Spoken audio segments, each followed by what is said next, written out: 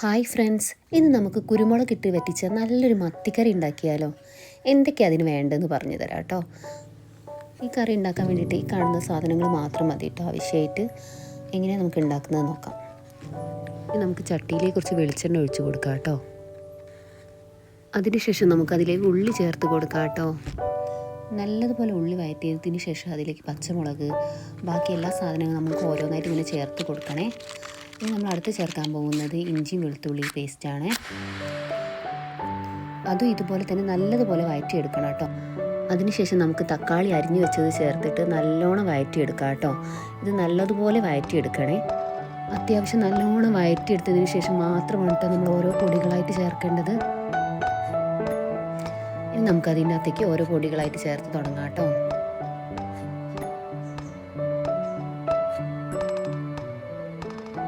ആദ്യം തന്നെ കുറച്ച് മഞ്ഞൾപ്പൊടിയാണ് ഞാൻ ഇടുന്നത്. അതിനുശേഷം നമ്മൾ മല്ലിപ്പൊടിയാണ് ഇടേണ്ടത്. എന്നിട്ട് അത്യാവശ്യം നല്ലോണം തന്നെ വഴറ്റിയെടുക്കണം കേട്ടോ. വീണ്ടും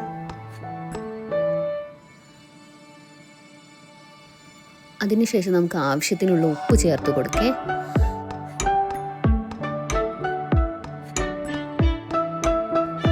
വീണ്ടും നല്ലോണം വഴറ്റിയതിന് ശേഷം നമുക്ക് ഇതിനകത്തേക്ക് പുളിവെള്ളം ഒഴിച്ചു കൊടുക്കണം കേട്ടോ. ഈ പുളിവെള്ളം നല്ലതുപോലെ തിളച്ചതിന് ശേഷമാണ് നമ്മൾ കുരുമുളക് പൊടി ആഡ് ചെയ്ത് കൊടുക്കുന്നത്. നമ്മൾ ഈ കുരുമുളക് പൊടിയിൽ ചെറിയ കയ്പൊക്കെ ഇല്ലാതാവാൻ വേണ്ടിയിട്ടാണ് ഇങ്ങനെ ചെയ്യുന്നത്. ഇനി ആവശ്യത്തിന് കുറച്ച് വെള്ളം ഒഴിച്ചതിന് ശേഷം നല്ലോണം അതൊന്ന് തിളച്ച് വരണം കേട്ടോ. അതിന് ശേഷമാണ് നമുക്ക് ഇതിലേക്കുള്ള മത്തി ഇട്ട് കൊടുക്കാൻ വേണ്ടിയിട്ടേ. അപ്പോൾ എനിക്കിവിടെ കുഞ്ഞമത്തിയാണ് കിട്ടിയത്. ഏത് മത്തി വേണമെങ്കിൽ നമുക്കിതിൽ ഇട്ട് കൊടുക്കാം കേട്ടോ. വലിയ മത്തി വേണമെങ്കിലും ഇട്ട് കൊടുക്കാം കേട്ടോ. ഈ മത്തി ഇട്ട് കഴിഞ്ഞ് ഒരു 5-10 മിനിറ്റ് കഴിയുമ്പോൾ തന്നെ നല്ലൊരു സ്മെല്ല് നമുക്ക് വരും കേട്ടോ. അപ്പം തന്നെ നമുക്ക് ഇതിൻ്റെ അകത്തേക്ക് കുറച്ച് വെളിച്ചെണ്ണ എടുത്ത് ഒഴിച്ച് കൊടുക്കേ. നല്ല പച്ച വെളിച്ചെണ്ണ എടുത്ത് നമുക്ക് ഒഴിച്ച് കൊടുക്കാം കേട്ടോ. അതിനുശേഷം നമുക്ക് കുറച്ച് കറിവേപ്പിലയും മല്ലിച്ചപ്പൊക്കെ നമുക്ക് മുകളിലേക്ക് കൊടുക്കാം. കുറച്ച് നേരം തിളപ്പിച്ചതിന് ശേഷം നമുക്ക് ഓഫ് ചെയ്യാം കേട്ടോ. നമുക്ക് ചോറിൻ്റെ കൂടെയൊക്കെ ഈ ഒരു കറി മാത്രം മതി കേട്ടോ കൂട്ടി കഴിക്കാൻ വേണ്ടിയിട്ട്. വേറെ ഒന്നിനും തന്നെ ആവശ്യം ഉണ്ടാവില്ല കേട്ടോ ഈ ഒരു കറി ഉണ്ടെങ്കിൽ.